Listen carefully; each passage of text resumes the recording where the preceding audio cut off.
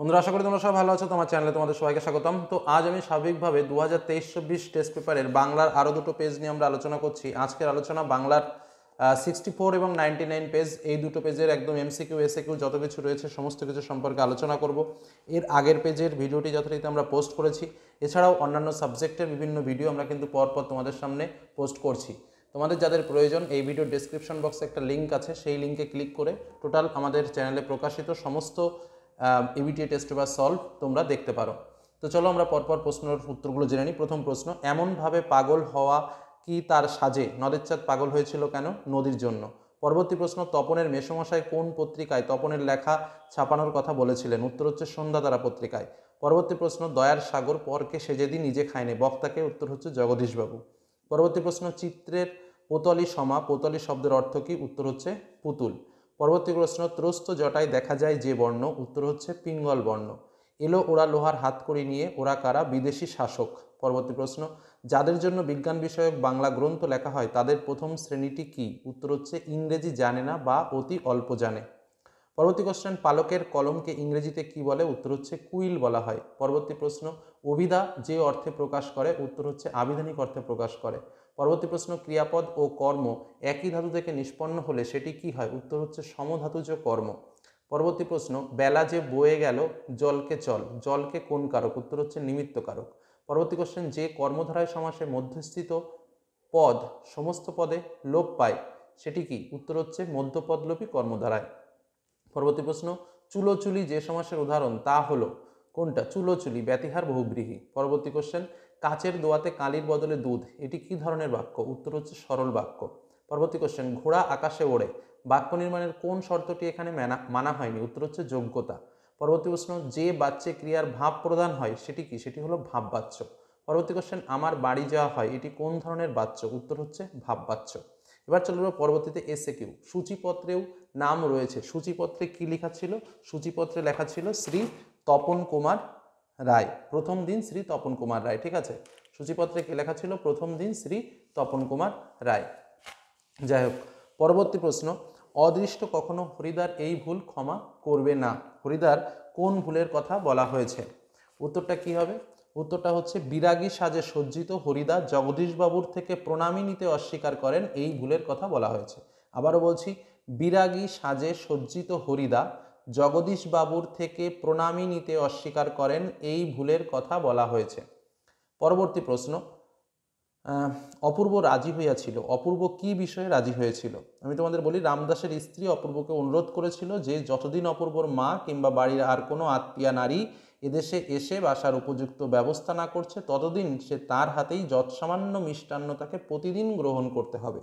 ওই যে তোমাদের পথের দাবির ওই অংশটুকু তোমরা একটু বইয়ে দেখে নেবে এবং তারপরেই কিন্তু লিখবে, মানে ওই ঘটনাটা যে যতদিন না তার বাড়ি থেকে কেউ না আসে ততদিন তিনি যতদিন রামদাসের স্ত্রী তাকে একটু একটু করে মিষ্টান্ন দেবে এবং সেজন্য সেই মিষ্টান্নটা গ্রহণ করে। এটাই হচ্ছে তার যে মূল, যে অপূর্ব রাজি হয়েছিল এই শর্তে। পরবর্তী প্রশ্ন, নদীর বিদ্রোহের কারণ সে বুঝিতে পারিয়েছে, নদীর বিদ্রোহের কারণ কি ছিল? নদীর বিদ্রোহের কারণটা ছিল মূলত, তোমরা ভালো করেই জানো, যে মানুষের তৈরি বাঁধ ও সেতু যা নদীর চলার পথে বাধা সৃষ্টি করে, আর সেই বাধাটাই হলো তার বিদ্রোহের কারণ। পরবর্তী প্রশ্ন, ওরা ভয়ে কাঠ হয়ে গেল, তারা কি কারণে ভয়ে কাঠ হয়ে গেছিল? ওই যে কালিয়ার সাথে কুস্তি লড়তে গিয়ে ইসাপের জামার পকেট 6 ইঞ্চি পরিমাণ ছিঁড়ে গিয়েছিল, এর ফলেই কিন্তু তারা ভয়ে কাঠ হয়ে গিয়েছিল। পরবর্তী প্রশ্ন রয়েছে কবিতা থেকে, গানের বর্ম আজ পড়েছি গায়ে, গানের বর্ম পরিধানের কারণ কি? কারণ সমস্ত আঘাতকে প্রতিরোধ করার জন্য। এক কথায় যদি উত্তর লিখতে চাও এটাই লিখতে হবে, যে সমস্ত আঘাতকে প্রতিরোধ করার জন্যই কিন্তু সে গানের বর্ম আজ পড়েছিল। পরবর্তী প্রশ্ন, আরও হাতে হাত রেখে কবি কেন হাতে হাত রাখতে চেয়েছেন? কারণ যুদ্ধ বিধ্বস্ত বিপন্ন দেশে শান্তি ও সুস্থিরতার জন্য। এক কথায় লিখবে, আবারও বলছি, যুদ্ধ বিধ্বস্ত বিপন্ন দেশে শান্তি ও সুস্থিরতা বজায় রাখার জন্য, কথাটা তাই লিখবে। ঠিক আছে, পরবর্তী প্রশ্ন চলে আসি। বিস্মিত হইল বালা, বালাটিকে? বালাটি হলো সমুদ্রকন্যা পদ্মা। নিভৃত অবকাশে তুমি, নিভৃত অবকাশে আফ্রিকা কি করেছিল? দুর্গমের রহস্য ভেদ করেছিল। পরবর্তী কোশ্চেন, বিদায় এবে দেহ বিধুমুখী, বিধুমুখীর কাছে কেন বিদায় চেয়েছেন? কারণ পিতা রাবণের যুদ্ধসজ্জা দেখে মেঘনাদ নিজেই যুদ্ধযাত্রার জন্য বিধুমুখী অর্থাৎ প্রমীলার কাছ থেকে বিদায় নিয়েছিলেন, তাই তো? বিধুমুখীর কাছে কেন বিদায় চেয়েছিলেন? তার কারণ হচ্ছে রাবণ যুদ্ধসজ্জাই ছিল, সে যুদ্ধ করতে যাবে। আর বাবাকে সে যুদ্ধ করতে যেতে দেবে না, তার জন্য মেঘনাদ নিজেই যুদ্ধযাত্রায় যাবে এবং যুদ্ধযাত্রার সময় সে কী করলো, তার স্ত্রী অর্থাৎ প্রমীলা, সেই প্রমীলার কাছ থেকে সে বিদায় চেয়ে নিল। তাই বলছে বিদায় এবে দেহ বিধুমুখী, দেহ মানে হচ্ছে শরীর বিদায় হচ্ছে, মন বিদায় হয় না, সেটা ব্যাখ্যা সেটা যাচ্ছি না। মূলত কেন বিদায় চেয়েছেন, কারণ যুদ্ধযাত্রার জন্য। পরবর্তী প্রশ্ন, আমাদের আলংকারিকগণ শব্দের ত্রিবিধ কথা বলেছেন, শব্দের ত্রিবিধ কথা কি? ত্রিবিধ কথা হচ্ছে অভিধা, লক্ষণা আর একটা হচ্ছে ব্যঞ্জনা। পরবর্তী কোশ্চেন, স্টাইলাস কি? স্টাইলাস হলো ব্রোঞ্জের শলাকার পোশাকি নাম। পরবর্তী কোশ্চেন, বৈজ্ঞানিক প্রবন্ধের ভাষা কেমন হওয়া উচিত? অত্যন্ত সহজ, সরল এবং স্পষ্ট হওয়া উচিত। পরবর্তী প্রশ্ন, এই নেশা পেয়েছি আমি শরৎদার কাছ থেকে, কোন নেশার কথা বলা হয়েছে? ফাউন্টেন পেনের নেশা। পরবর্তীতে আমাদের ব্যাকরণের কোশ্চেন, অকারক কাকে বলে? একদম সহজে লিখবে, যে কারকে ক্রিয়াপদের সঙ্গে নামপদের কোনো সম্পর্ক থাকে না তাকে অকারক বলে, যেমন সম্বন্ধপদ। পরেরটা, দ্বিকর্মক ক্রিয়ার উদাহরণ দাও, যেমন মা শিশুকে চাঁদ দেখায়। পরেরটা, সমাস শব্দের অর্থ কি? সমাস শব্দের অর্থ হচ্ছে সংক্ষেপ। মন মাঝি এটি কোন ধরনের সমাস? মন রূপ মাঝি, রূপক কর্মধারায়। নিত্য সমাস কাকে বলে? যে সমাসে ব্যাসবাক্য হয় না বা ব্যাসবাক্য করতে হলে অন্য পদের প্রয়োজন হয় তাকে নিত্য সমাস বলে, যেমন অন্য দেশ, দেশান্তর। পরবর্তী প্রশ্ন, বাবুটির স্বাস্থ্য গেছে কিন্তু শখ 16 আনায় বজায় আছে, সরল বাক্যে পরিণত করো। কী হবে? বাবুটির স্বাস্থ্য গেলেও শখ 16 আনা বজায় আছে। পরবর্তী কোশ্চেন, সরল ও যৌগিক বাক্যের একটি পার্থক্য লেখো। সরল বাক্যে একটি এবং যৌগিক বাক্যে দুটি সমাপিকা ক্রিয়া থাকে, অর্থাৎ সরল বাক্যে একটি সমাপিকা ক্রিয়া থাকে আর যৌগিক বাক্যে দুটি সমাপিকা ক্রিয়া থাকে। পরবর্তী কোশ্চেন, আমি ভাত খাই, ভাব বাচ্চে রূপান্তর করো। তাহলে আমি ভাত খাই, তাহলে কী হবে? ভাব বাচ্চে রূপান্তর করতে হলে আমার ভাত খাওয়া হয়, ব্যাস হয়ে গেল। পরবর্তী প্রশ্নে আমরা চলে আসি, ঈশ্বরের লীলা কি দুর্গেয়, নির্দেশক বাক্যে রূপান্তরিত করো। কি বলছে? ঈশ্বরের লীলা খুব দুর্গেয়। দেখো এখানে যদি তুমি কি শব্দটাকে তুলে দাও তাহলেই কিন্তু উত্তরটা হয়ে যায়, অর্থাৎ ঈশ্বরের লীলা কি দুর্গেয়, সেমিকোলন দেওয়া রয়েছে, এই শব্দ সিম্বলটাকে তুলে দাও, অর্থাৎ ঈশ্বরের লীলা দুর্গেয়, ব্যাস হয়ে গেল, আর কিচ্ছু করা লাগবে না। পরবর্তী প্রশ্ন, একটি শর্ত সাপেক্ষে বাক্যের উদাহরণ দাও, যদি বই খুঁটিয়ে পড়ো তবে ভালো রেজাল্ট হবে। একদম সুন্দর একটা বাক্য। চলে যাবো আমরা আমাদের পরবর্তী পেজে। চলে এলাম আমরা আমাদের পরবর্তী পেজ, পেজ নম্বর 99। প্রথম প্রশ্ন, তারা ধমক খায় তপন কেন, তারপর ধমক খায় তপন কেন ধমক খায়? লেখা গল্পটি না পড়ার জন্য। পরে কোশ্চেন, নদের চাঁদের ভারী আমোদ বোধ হইতে লাগিল, নদের চাঁদের আমোদ বোধ হওয়ার কারণ কি? কারণ নদীর জলস্তর তার নাগালের মধ্যে এসে গেছে। পরবর্তী প্রশ্ন, দুজন বন্ধু লোক আসার কথা ছিল, কোথা থেকে? উত্তর হচ্ছে এনাজাং থেকে। পরবর্তী প্রশ্ন, কাপিল লঙ্কা কাপিল জলধি, লঙ্কার কম্পনের কারণ কি? উত্তর হচ্ছে মেঘনাদের ধনুকের টঙ্কার। পরবর্তী প্রশ্ন, তার পাশে রচিল উদ্যান, কার পাশে? উত্তর হচ্ছে পর্বতের পাশে। পরবর্তী কোশ্চেন, আয় আরো বেঁধে থাকি কবিতাটি কোন কাব্যগ্রন্থের অন্তর্গত? উত্তর হচ্ছে জলই পাষাণ হয়ে আছে। পরে কোশ্চেন, বাংলা ভাষায় বিজ্ঞান চর্চার প্রধান বাধা কি? উত্তর হচ্ছে পারিভাষিক শব্দের অভাব। পরবর্তী কোশ্চেন, বাংলা মুলুকে লিপি কুশলীদের সম্মান করতেন কারা? উত্তর হচ্ছে রাজা জমিদাররা। পরবর্তী প্রশ্ন, ব্রোঞ্জের শলাকার পোশাকি নাম কি? উত্তর হচ্ছে স্টাইলাস। পরবর্তী কোশ্চেন, দ্বিকর্ম ক্রিয়াযুক্ত বাক্যে অপ্রাণীবাচক কর্মটি হলো কোনটি? উত্তর হচ্ছে মুখ্য কর্ম। পরবর্তী কোশ্চেন, জ্বলে গেল আগুনের একাঙ্ক্ষিত পদটি হলো আগুনে কি? উত্তর হচ্ছে করণকারক। পরবর্তী কোশ্চেন, নিচের কোনটি অনুসর্গ প্রধান কারক? উত্তর হচ্ছে কর্মকারক। পরবর্তী কোশ্চেন, উপনগরী সমাসটি গড়ে উঠেছে কি অর্থে? উপনগরী, সাদৃশ্য অর্থে। পরবর্তী কোশ্চেন, নিম্নলিখিত সমাসবদ্ধ পদগুলির মধ্যে কোনটি উপমিত কর্মধারার উদাহরণ? উত্তর হচ্ছে মুখচন্দ্র। পরবর্তী প্রশ্ন, সমাস সম্পর্কে নিচের কোন বক্তব্যটি সঠিক নয়? দেখো সবকটাই ঠিক আছে, শুধু ভুল আছে সেটা হচ্ছে সমস্যামান দুটি পদের মিলনে যে নতুন পদ গঠিত হয় তাকে ব্যাসবাক্য বলে, এই কথাটা ভুল আছে, বাদ বাকি যেগুলো আছে সবই ঠিকঠাক আছে। চলে যাবো তার পরবর্তী কোশ্চেন, গতকাল তোমার বাড়িতে গিয়েছিলাম, বাক্যটিতে যা নেই, বাক্যটিতে কি নেই? কর্তা নেই, তো বোঝাই যাচ্ছে। পরে কোশ্চেন, তাকে টিকিট কিনতে হয়নি, বাক্যটির কর্তৃবাচ্যের রূপ কি হলো? তিনি টিকিট কেনেননি। এবার চলে আসবো পরে এসএকিউ টাইপের প্রশ্ন, ইত্যবসারে এই ব্যাপারটি কি ছিল? ব্যাপারটি ছিল অপূর্ব অফিসে ছিল এবং তেওয়ারি বর্মানাস দেখতে যাওয়ায় বাড়ি ফাঁকা ছিল, এই সময় এই ব্যাপারটি ঘটেছিল। তাহলে ব্যাপারটি কি ছিল? যে অপূর্ব যখন অফিসে ছিল এবং তেওয়ারি বর্মানাস দেখতে গিয়েছিল, ফয়ে গিয়েছিল, যাই হোক গেছিল, তখন বাড়ি ফাঁকা ছিল এবং এই সময় বাড়িতে চুরি হয়, এই চুরি হলো সেই ব্যাপার। পরবর্তী কোশ্চেন, সে প্রায় কাঁদিয়া ফেলেছিল, তার প্রায় কেঁদে ফেলার কারণ কি ছিল? কারণ নদের চাঁদে দেশের বাড়িতে তোমরা পড়েছো যে একটা ক্ষীণস্রোতা নদী ছিল এবং 1 বছর অনাবৃষ্টিতে সেই নদী শুকিয়ে গেছিল এবং সেই নদী শুকিয়ে যাওয়ার কারণে কিন্তু নদের চাঁদ খুব কেঁদেছিল। পরবর্তী প্রশ্ন, ফতোয়া জারি করে দিল, কে কি ফতোয়া জারি করলো? ফতোয়া জারি করেছিল কে? যে ইসাবের মতো জামা না পেলে অমৃত আর স্কুলে যাবে না, এটাই কিন্তু ফতোয়া জারি করেছিল এই অমৃত।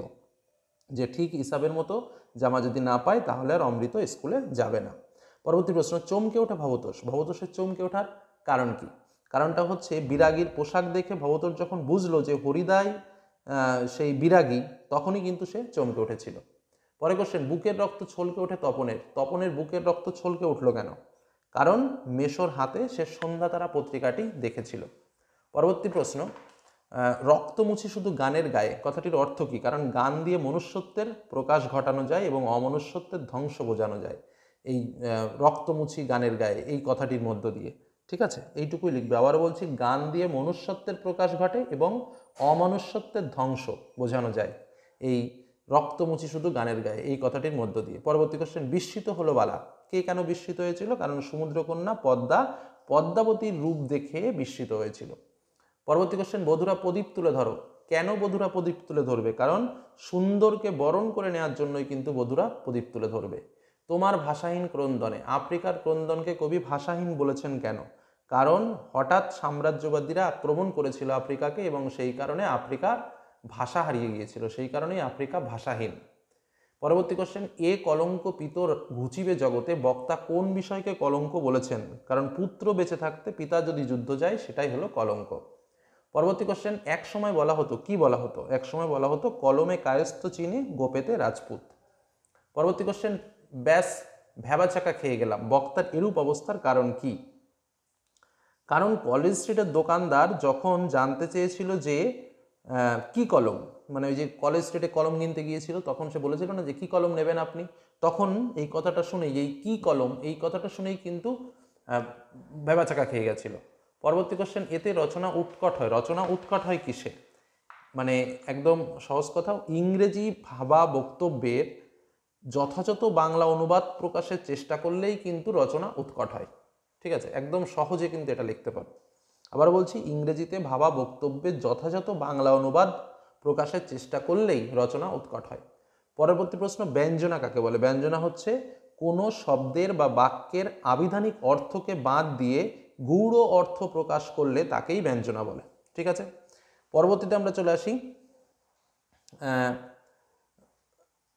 ব্যাকরণের প্রশ্ন। শূন্য বিভক্তি কাকে বলে? একদম সহজ প্রশ্ন, যে বিভক্তি শব্দের সাথে যুক্ত হয়ে শব্দটিকে পদে পরিণত করে কিন্তু নিজে অপ্রকাশিত থাকে তাকেই কিন্তু শূন্য বিভক্তি বলে। পরবর্তী প্রশ্ন, সমধাতুজ কর্তার একটা উদাহরণ দাও। দিতেই পারো, রাধুনী রাধে। পরের প্রশ্ন, অকারক পদ বলতে কি বোঝো? কি লিখবে? বাক্যে ক্রিয়াপদের সাথে নামপদের কোনো সম্পর্ক না থাকলে তাকে অকারক পদ বলে। আবার বলছি, বাক্যে ক্রিয়াপদের সাথে নামপদের কোনো সম্পর্ক না থাকলে তাকে অকারক পদ বলে। পরবর্তী প্রশ্ন, দ্বিগু সমাস ও সংখ্যাবাচক বহুব্রীহি সমাসের একটি পার্থক্য লেখো। দেখো, দ্বিগু সমাসে সংখ্যা দ্বারা সমাহার বা সমষ্টি বোঝায় এবং সংখ্যাবাচক বহুব্রীহিতে কোনো ব্যক্তি বা বস্তুকে বোঝায়। ঠিক আছে, পরবর্তী প্রশ্নে চলে আসি। পথে কুড়িয়ে পেলাম, নিম্নলিখিত পদটির কারক ও বিভক্তি নির্ণয় করো। পথে, তাই তো, পথ হইতে, তার মানে অপাদান কারকের এই বিভক্তি।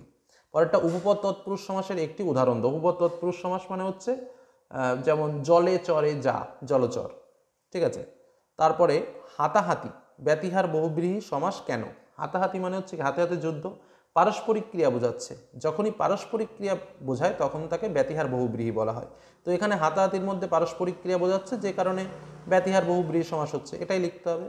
হাত নাড়িয়ে বুলেট তাড়ায়, জটিল বাক্যে পরিণত করো। হাত নাড়িয়ে বুলেট তাড়ায়, তার মানে কি? যা হাত নাড়িয়ে তাড়ায় তা বুলেট হয়ে গেল। পরবর্তী প্রশ্ন, ক্ষমা করো ভাববাচ্যে পরিণত করো। এটা তো একদম সহজ, ক্ষমা করা হোক। আচ্ছা, তারপরে তুমি অন্যায় থেকে বিরত থাকো, অনুজ্ঞাসূচক বাক্যে রূপান্তর করো। তাহলে কি? অন্যায় থেকে বিরত থাকবে, হয়ে গেল। তো এই হলো আমাদের ব্যাকরণের পার্ট। তো আজকে আমরা আরও দুটো পেজ আলোচনা করলাম, পরবর্তীতে আবার অন্য কোনো পেজ নিয়ে আলোচনায় আসবো। তার জন্য অবশ্যই চ্যানেলের সঙ্গে থাকো, আর বিভিন্ন ভিডিও দেখার জন্য চ্যানেল প্লে লিস্টে দেখো বা এই ভিডিওর ডেসক্রিপশন বক্সে লিঙ্কে ক্লিক করে অন্যান্য ভিডিও দেখে নিতে পারো। ধন্যবাদ।